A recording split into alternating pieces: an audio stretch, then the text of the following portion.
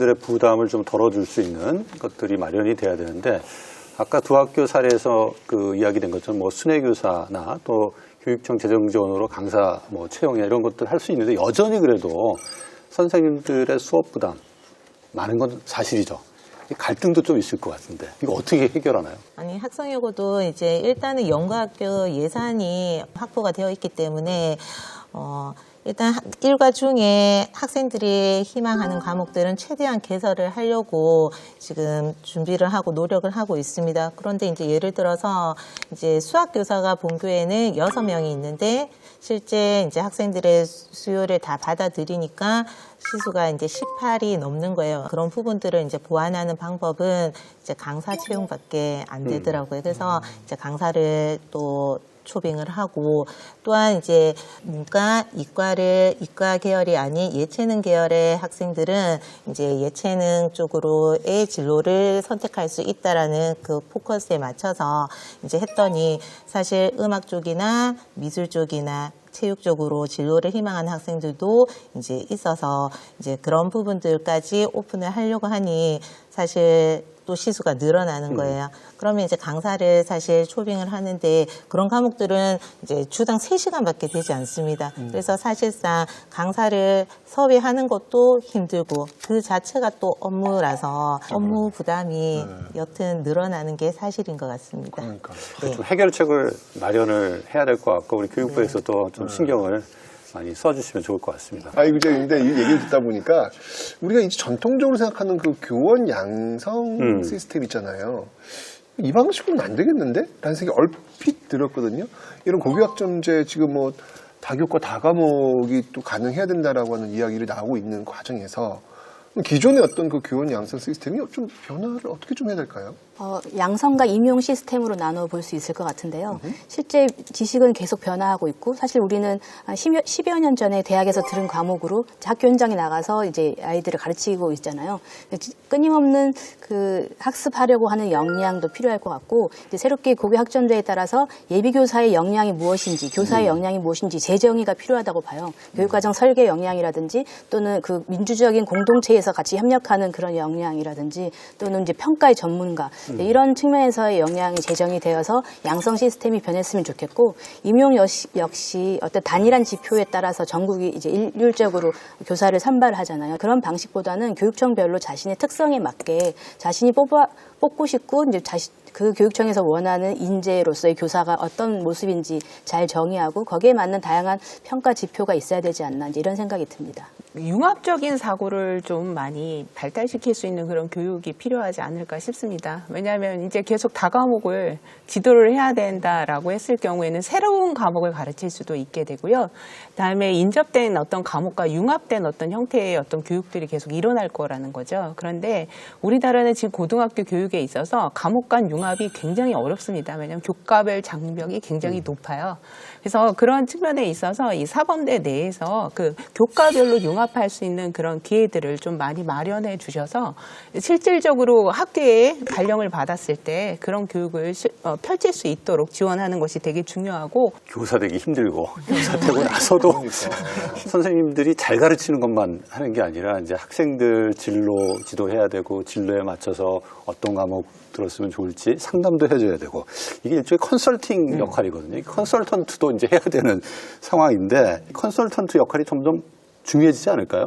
맞습니다. 뭐 포실리테이터라고도 하기도 하고 코디네이터라고 하기도 하고 뭐 디렉터라고도 하기도 하는데 이런 인력이 정말 좀 중요할 것 같습니다. 그래서 좀 해외 사례의 경우 같은 경우에는 이 역할을 리더십이 이 역할을 중점적으로 하고 또 선생님들과의 교사 문화 속에서 유통이라고 해야 될까요? 그런 구조를 가져가는 사례들도 많이 보게 되어지는데 그래서 일단 이번 추진 계획에서도 이런 인력을 양성하겠다는 계획을 내놓은 것은 좀 고무적이라고 보여집니다. 그래서 한 1,600명 정도의 양성 계획을 좀 제시를 이번에 좀 해주셨는데, 근데 이제 그 고교학점제를 실시해야 되는 모든 고교에서 실시하는 거기 때문에 한 2,300개의 학교가 고교학점제를 시행해야 되는 그런 상황이거든요. 이제 이런 규모에 비해서 1,600명이라는 인원이 과연 좀 적정한 인원인가라는 그 질문이 던져지게 되더라고요. 그래서 이제 적어도 한 학교에 2-3명 정도의 전문 인력이 있고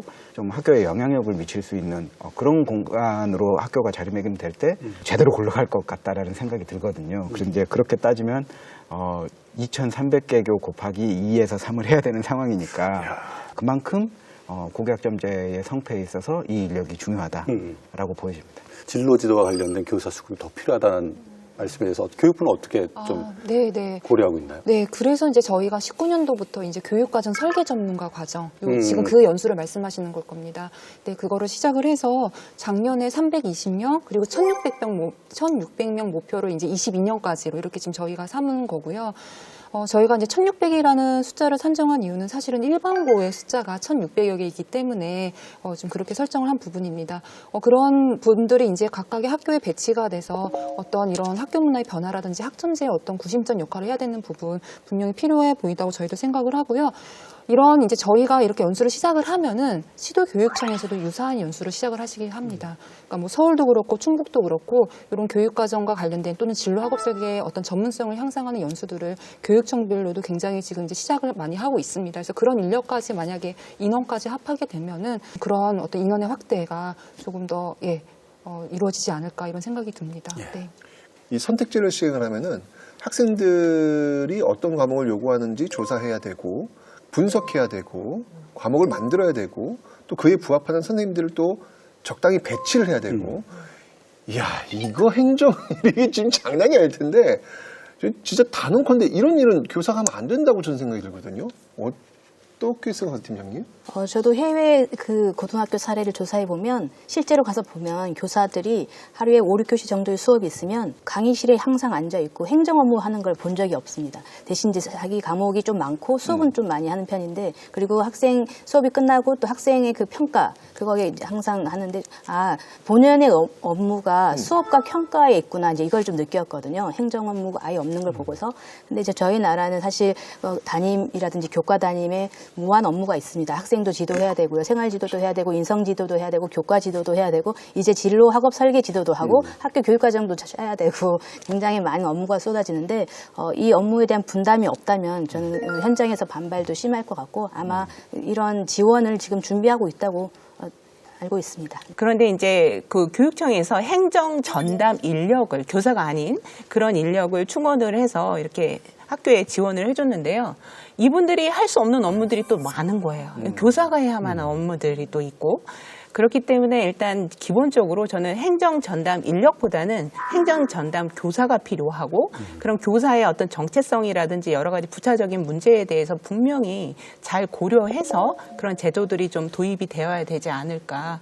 일단 적극적인 지원이 필요하다라는 부분은 말씀 꼭 드리고 싶습니다. 저희가 직접 그 학성여고 그 고교 학점제 운영, 학습 공간 활용 저희가 취재를 했는데 보시면서 이야기를 나누시죠. 울산광역시 학성여자고등학교. 수업을 앞두고 교실을 떠나는 학생들. 어딜 가는 걸까요? 교실 뒤편에 있던 사물함을 복도로. 매시간 교실을 옮겨야 하는 학생들을 위해 학교가 달라졌습니다. 공간이 있어야 되더라고요. 고교학점제를 하려면. 오늘은 캘리그라피에 대해서 수업을 하도록 하겠습니다. 많은 학생이 선택한 인기 과목의 경우 일반적인 규모보다 더 넓은 공간이 필요한데요. 학교 공간의 또 다른 변화. 크고 작은 교실 두 곳과 복도까지 모두 하나의 교실이 되었습니다. 고정된 벽 대신 폴딩 도어가 설치된 가변형 교실인데요. 필요에 따라 공간을 재구성해 교실의 활용도와 학생들의 집중력을 높였습니다. 학생 참여 중심 수업이 지금 현재 가능하고 이를 활용하는데 환경이 잘 조성되어 있다고 말씀드릴 수가 있겠습니다. 다른 교과 교실은 어떨까요? 에디슨의 키 인벤션 중에 라인 벌브 말고 호로그래프도 있습니다. 호로그래프 자료 사진 한번 보여드릴게요. 여러분 아마 이거 보시면 모니터를 품은 칠판. 작은 변화지만 학생들의 시선이 분산되지 않는 공간 활용 아이디어라는데요.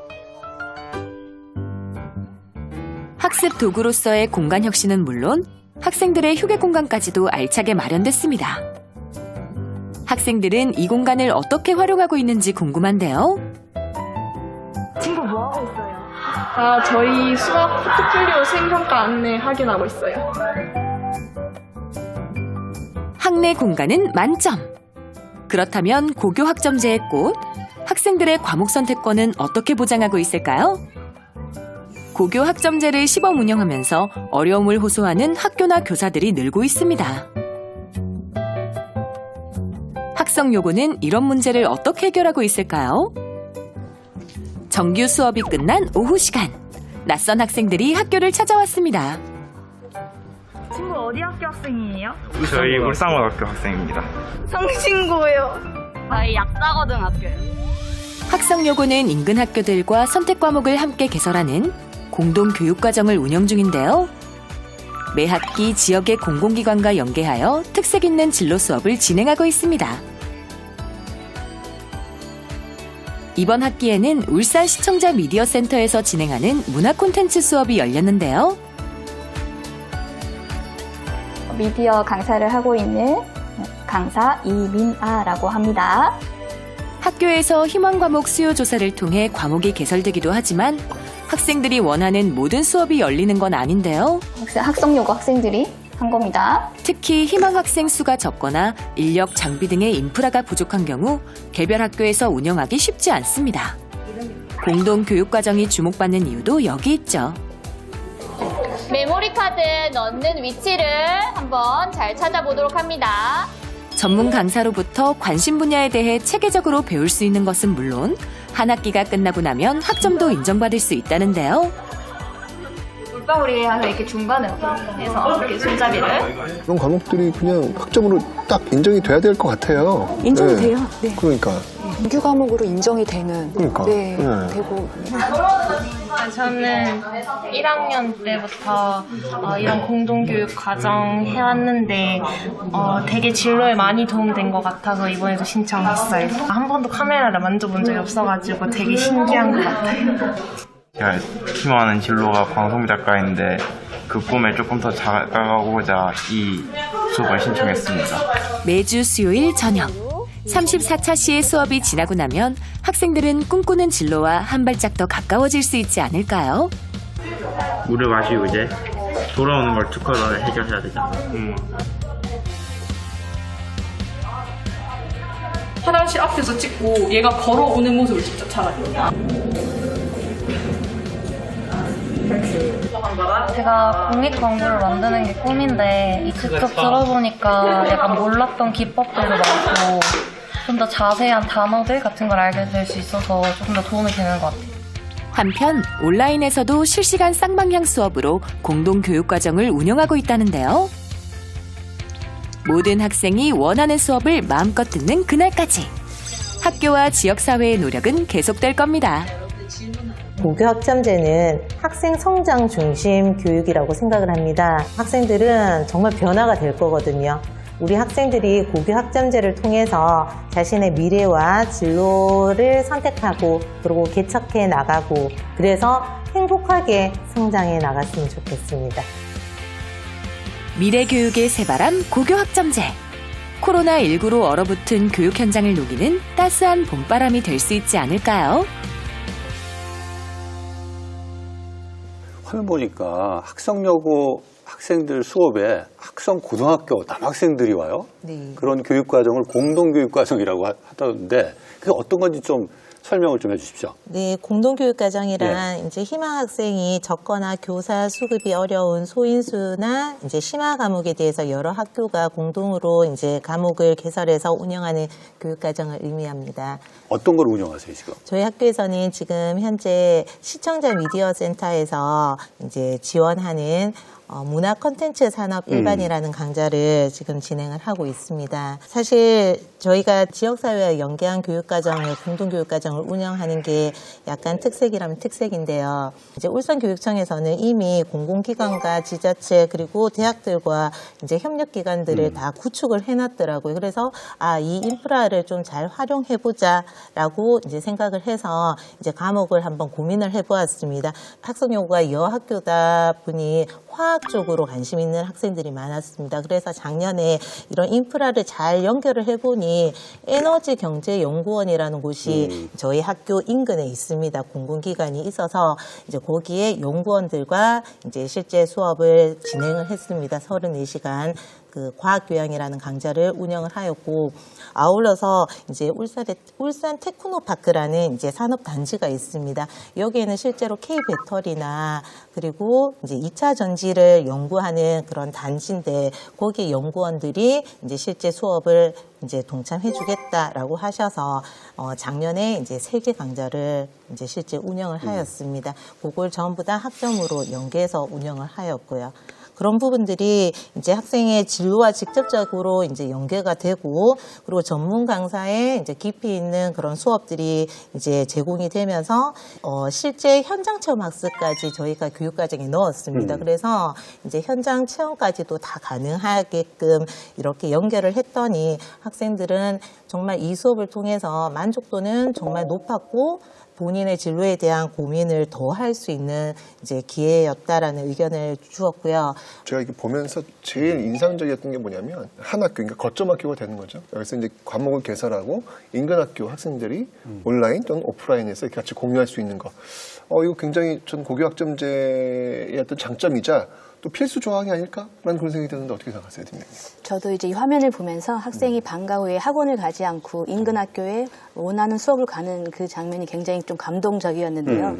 학교가 또 지역의 특성을 살려서 잘 개설할 수 있는 교육과정을 운영하고 이것을 공유하고 확대하는 건 굉장히 중요한 것 같고요. 다만 이제 지리적으로 인접해야 되는 문제, 또 시간표를 맞춰야 되는 문제, 또 학생들의 안전 이런 문제들이 있어서 여러 가지 또 고민해 봐야 할 지점이 있고, 또 그런 걸 해결하기 위해서 온라인 공동교육과정이 있는 것 같더라고요. 어쨌든 그 과목 개설이 확대된다는 거는 그만큼 학생의 수요나 요구를 반영한다는 측면에서 굉장히 좋은 점이라고 생각합니다. 네. 국장님은요? 네, 미래적 관점에서 봤을 때 사실 지금 수도권 집중 현상이 굉장히 심하잖아요. 지역의 인재가 지역에 적합한 산업을 리뉴얼하거나 아니면 새로 창출하지 않으면 사실은 미래적 측면에서 일자리라든지 그다음에 먹거리라든지 이런 부분들에서 상당히 위기가 노래할 텐데, 이런 그 지역사회와 연계된 어떤 그 고교의 교육과정이 고등교육의 문제하고 또 고용의 문제까지 좀 풀어가야 될 과제들이 있지만 어떤 첫발을 떼는 듯한 인상을 받아서 좀 인상적이었던 것 같습니다.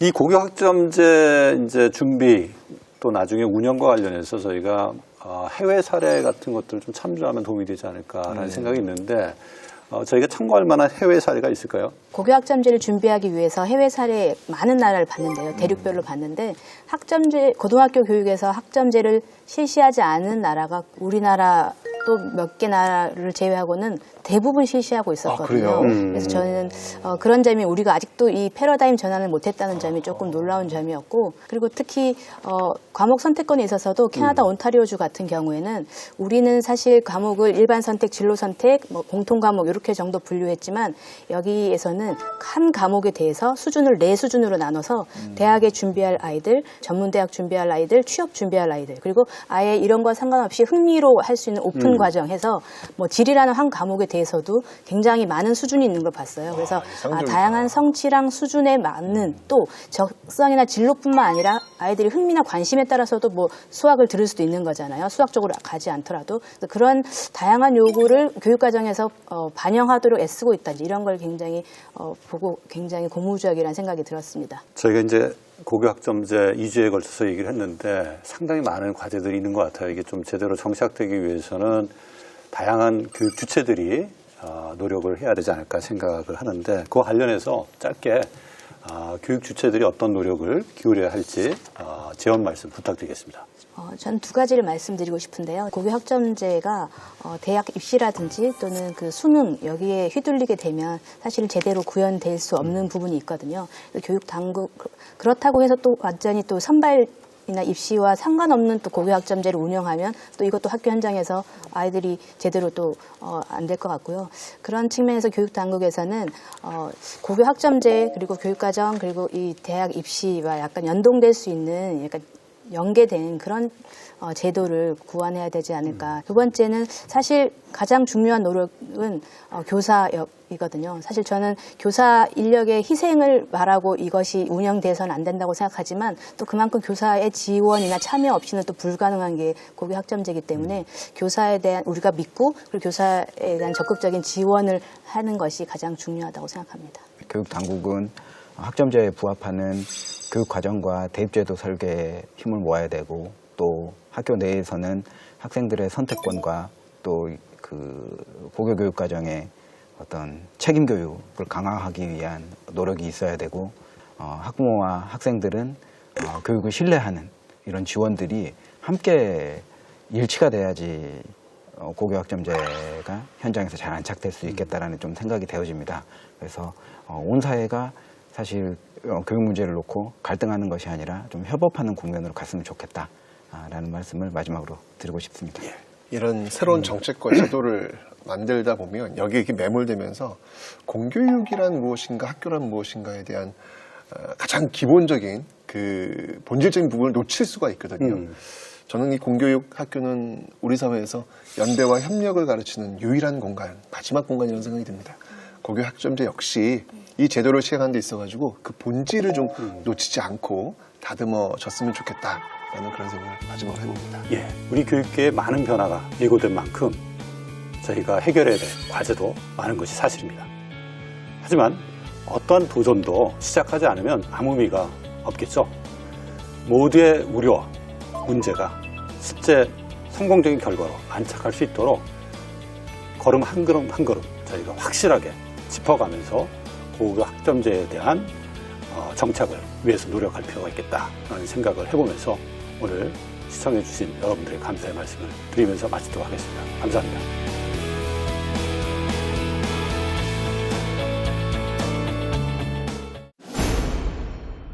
학생 수가 줄면서 문을 닫는 학교가 해마다 늘고 있습니다.